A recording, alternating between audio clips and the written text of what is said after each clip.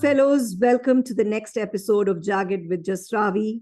Subscribe to my channel for conversations at the edge with thought leaders from the branding, marketing, and the business world. Conversations that ignite new ideas with rough and sharp edges. Hello, Jim. It's so nice to have you on my show. Well, thank you for having me. I'm glad to be here. Looking Okay. forward to our conversation. Yeah, same here. So Jim, if I requested you to tweet your profile, what would you say?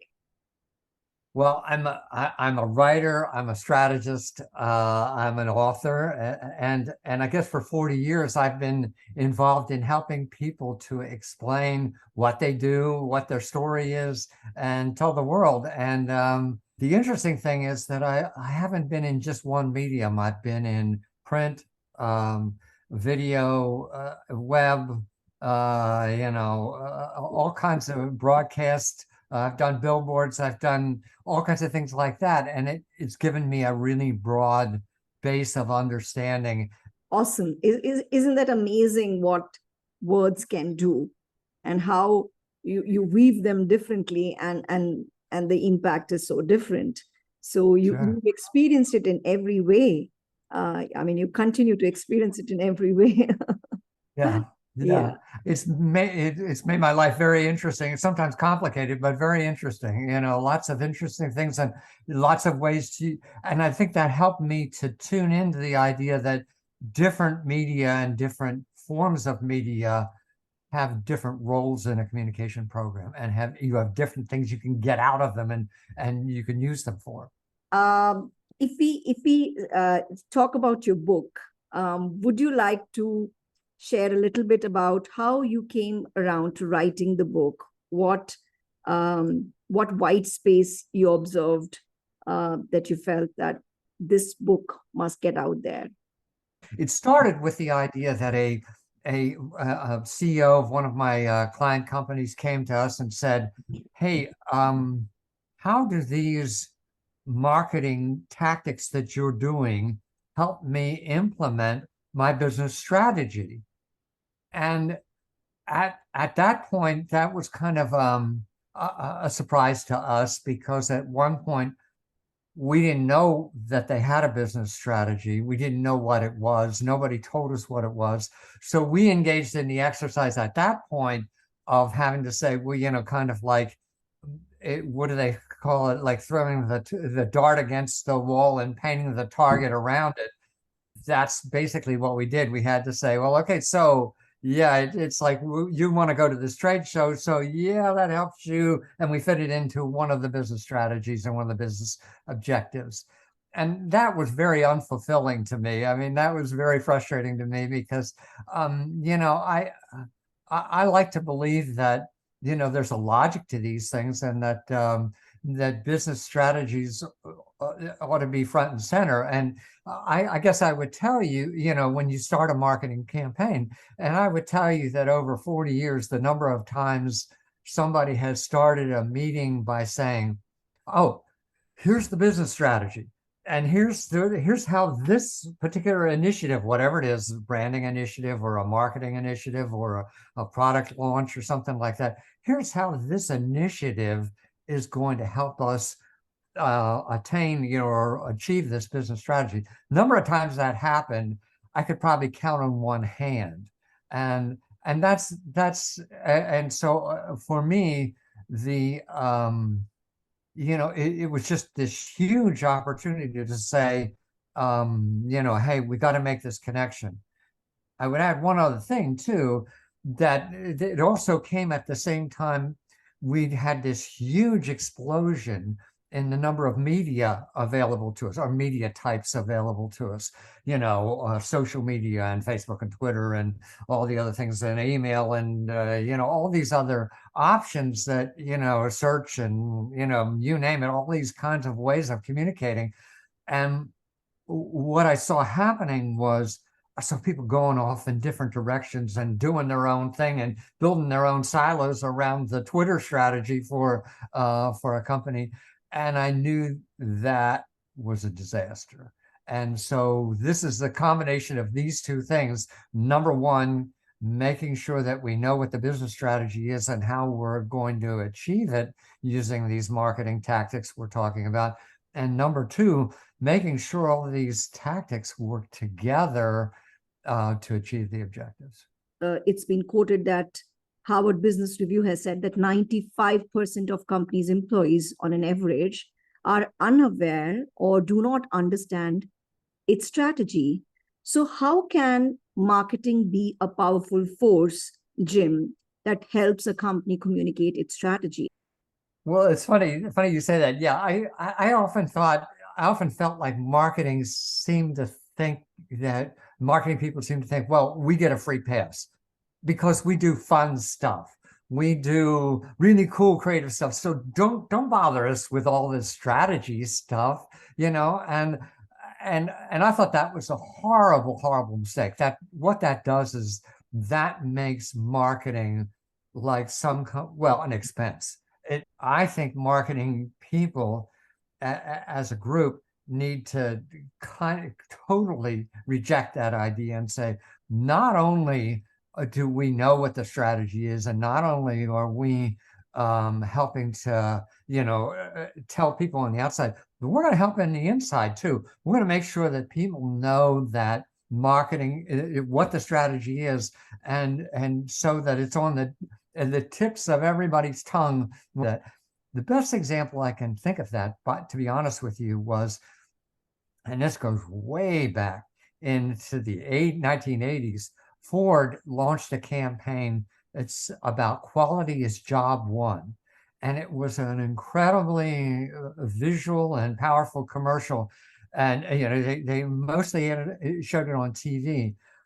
But it was two things. First, it didn't happen to be, well, let's put it this way. It was a big change for the company because there were still lots of Ford Pintos out on the road that literally almost fell apart as they were rolling down the road. So they had lots of quality problems.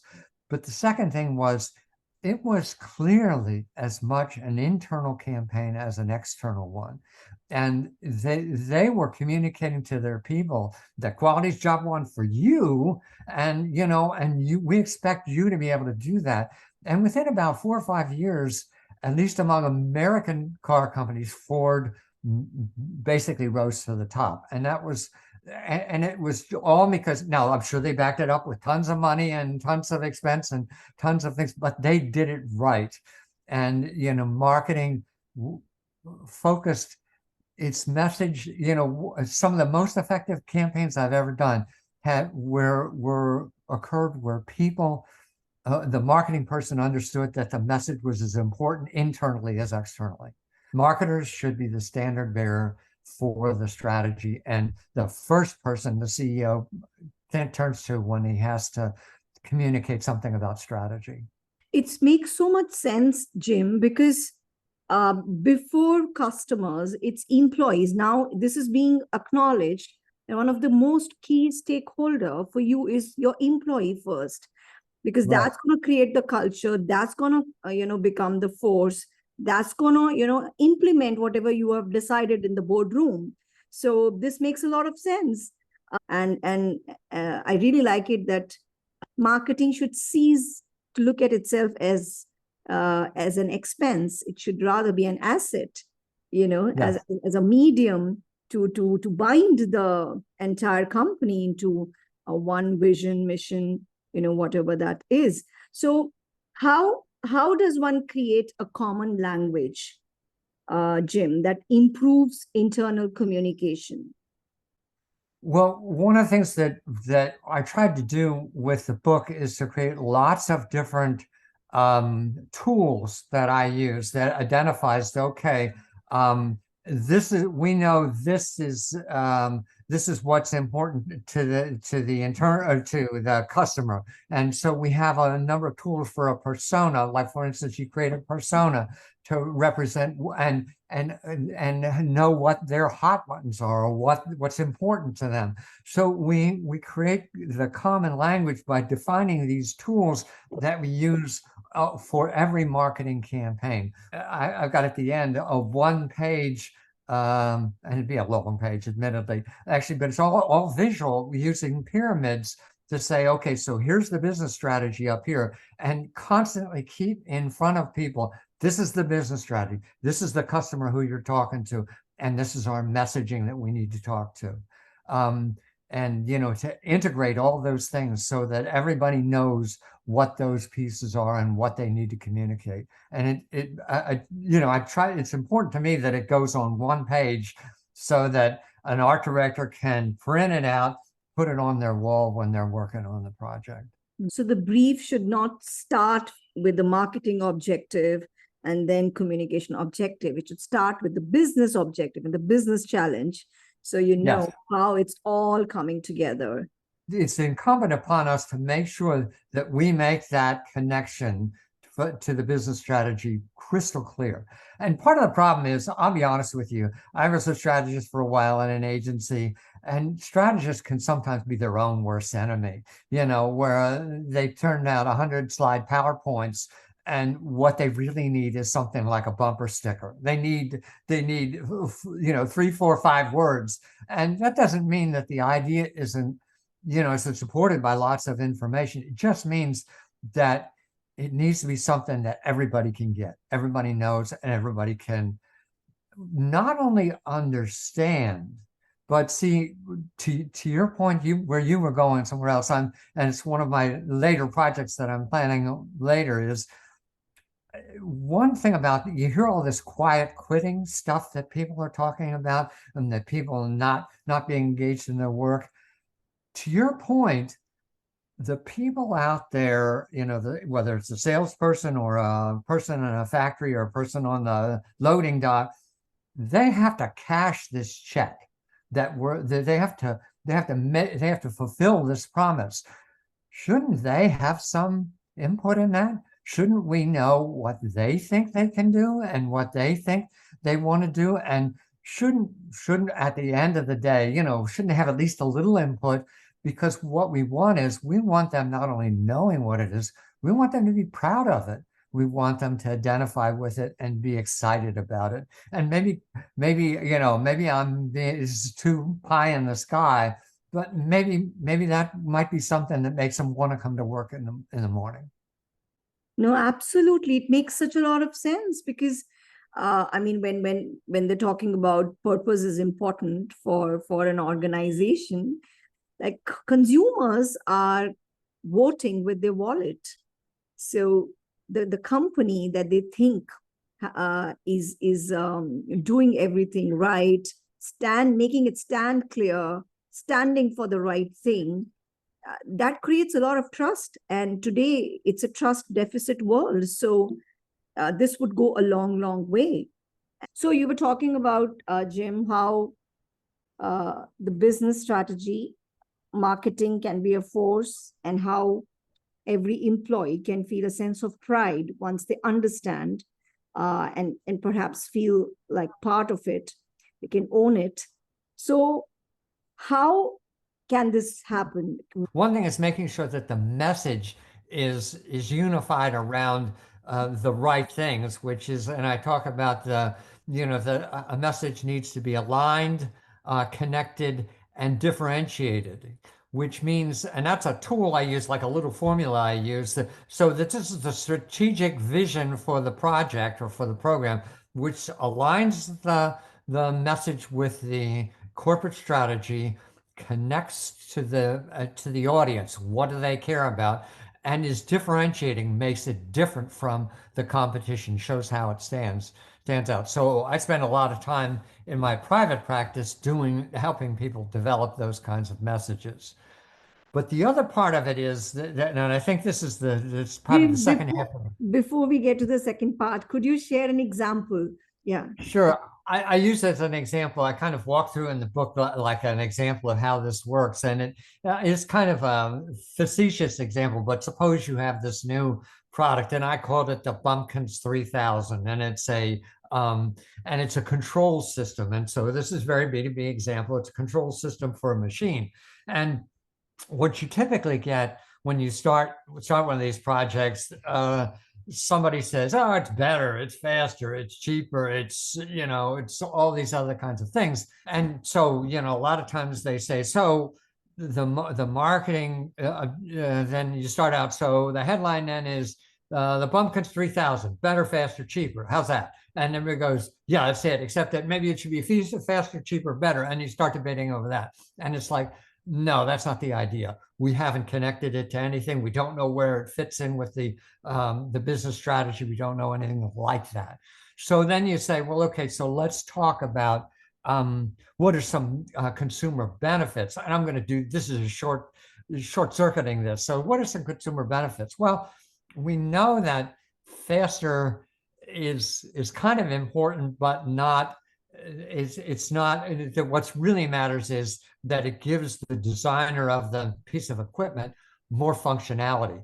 They can do more with it. They have more capabilities. And we know that maybe it might give them, because it's better, it might make it more easy, give them more control over their piece of equipment. So now we start to say, okay, so now we've started to connect to what's important to the customer. And, and so that's good. Then we talk about, well, okay, so back to that whole idea of, but what about the company? Where's their thing? Are they trying to make things cheaper? Are they trying to make things more customer oriented? And you say, no, they're a product leader. Okay, so product leadership does kind of fit in. So this is a product leadership company, so we can use messages that talk about product leadership. And, and then we say, okay, this is the leading way to make these things. Then finally, we've got to talk about that last thing, but we're still not there yet. If we say, well, okay, this helps you control this machine a little better. And it's like, well, we're still not there yet. We have to talk about the competitive environment. And that's the last piece. What's the differentiating? We find out that nobody else can offer that level of control. Nobody else has the kind of speed that this control offers. So that's going to give them more functionality. And when we connect back to the customer benefit, we understand that this person might be an engineer. For them, one of the most important things in their job is to create competitive advantage in their machine that they're going to create. So then we get to the end and we say that what making it differentiating, we might say, no one is better at helping you create competitive advantage for your product, something like that. So now we've got something that is substantive, that also connects to, that is aligned with the business strategy, that is connected to the customer, the customer's hot buttons, and also differentiating. That's a long answer, but not at all. Yeah. So product leadership is what they wanted, which is reflecting in the not just at what feature has been picked up to communicate about, but also in the language, because the language is no one else, and it kind of meets the facts, because in the competition also, that parameter has been picked up, which nobody is giving, and it matters to the consumer. Yeah. So it becomes something that the company can stick to as well consistently, because they want to make those kind of products, and it's a big powerful message that can get reflected across products also, perhaps. Yes. And that's what you have to, and that's what you want to create. Once you start thinking that way, you want to say, well, okay, number one, I should be thinking that way as how I'm developing products. But two, you should also be saying, if a product doesn't fit this mold, that I'm going to come out and say it's cheaper. I want to say at some point, you want to say, hold on here a second. There might be other ways to promote that or to handle that, but you probably don't want to associate that with your brand big time. You don't want to say, oh yeah, we're the product leader over here, but we're cheaper over here. It doesn't work that way. You shoot yourself in the foot. Yeah. And that's the essence of strategy, that that you focus and you're ready to sacrifice some opportunity.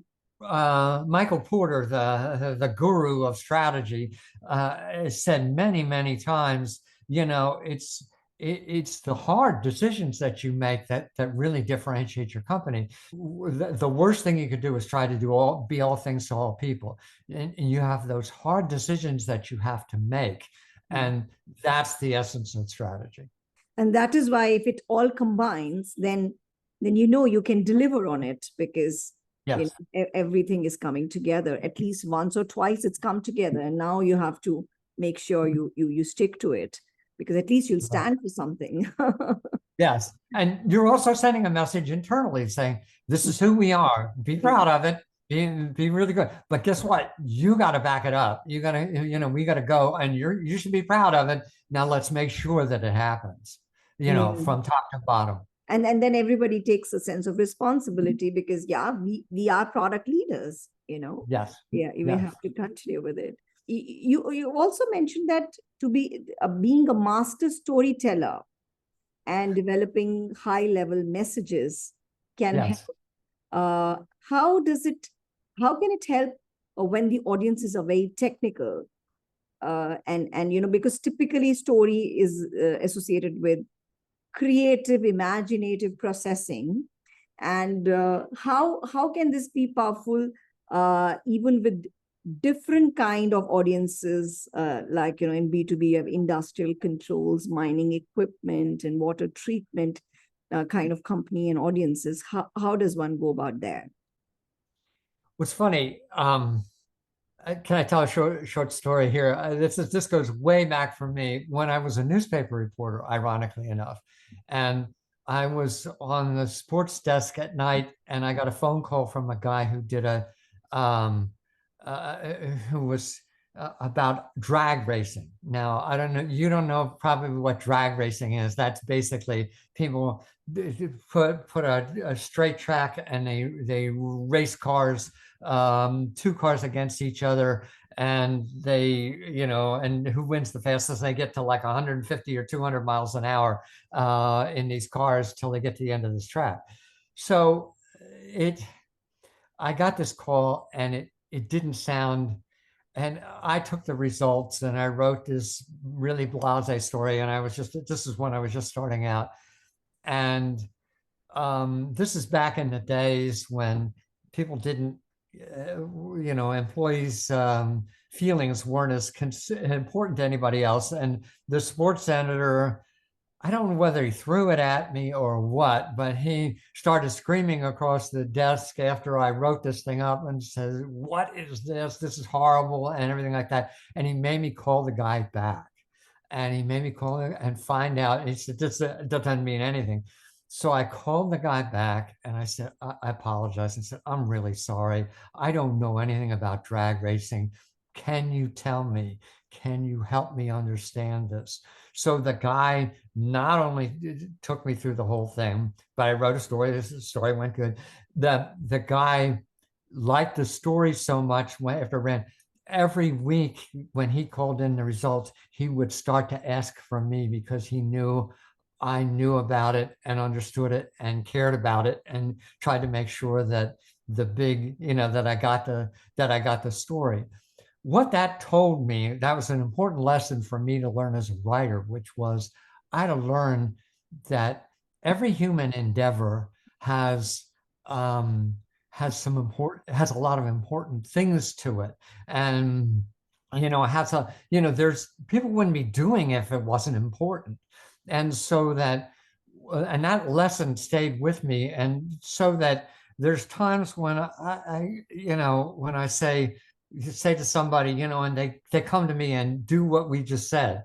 They say, "Oh, here, this is better. This is faster. This is like, oh, and it does this thing or that thing, and it runs at so and so miles per hour," or something like that.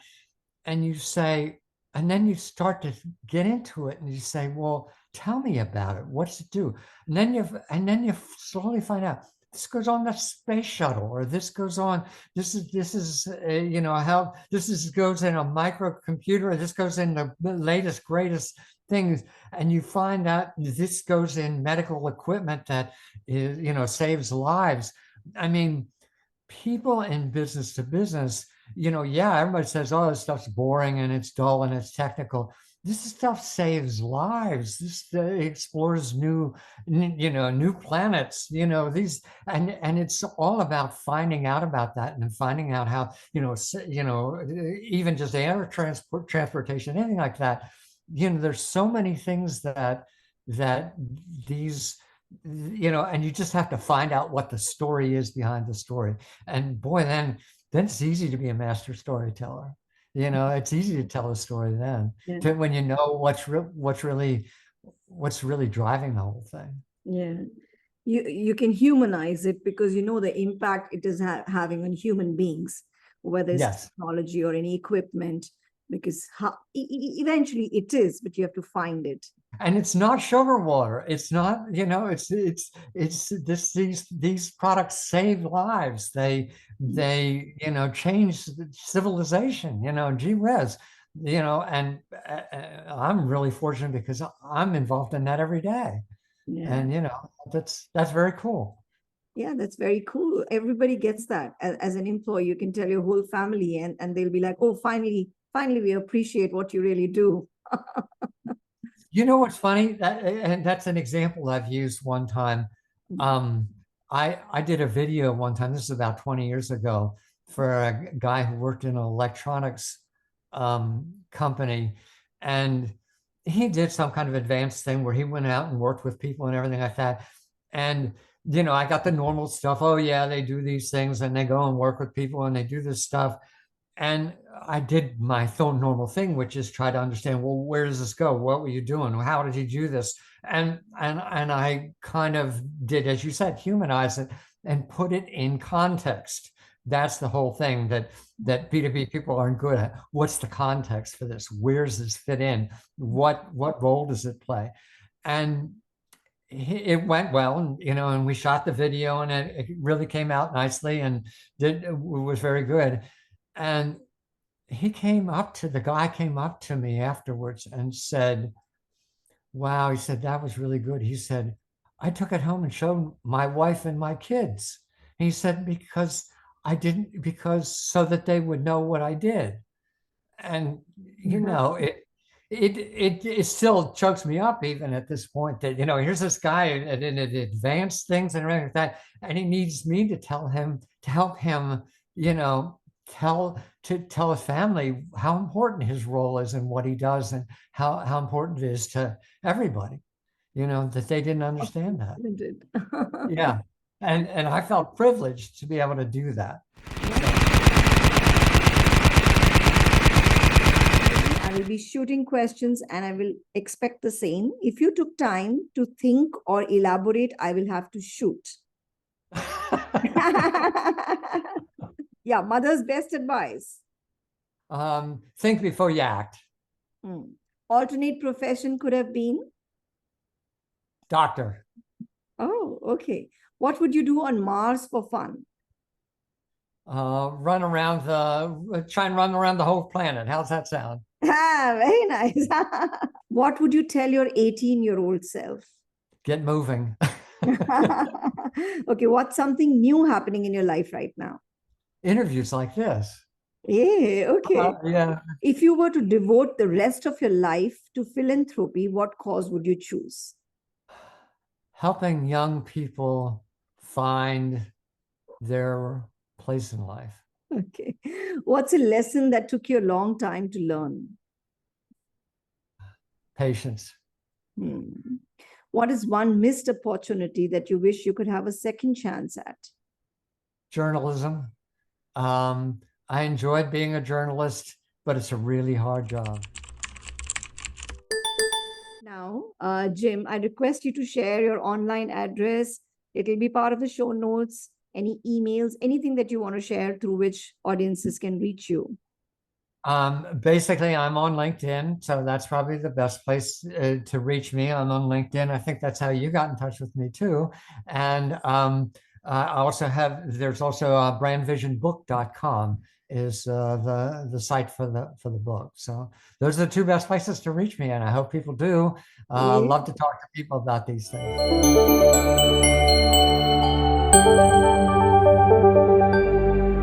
I would encourage everybody to subscribe to your channel and to tune in and find out what's happening in marketing. Yay. Thank you so much, Jim. I had a wonderful time. It was great to talk to you. Great hosting you. Thank you. You made it very enjoyable. I had a great time, and I always enjoy talking to people, and look forward to talking to you again. Yeah.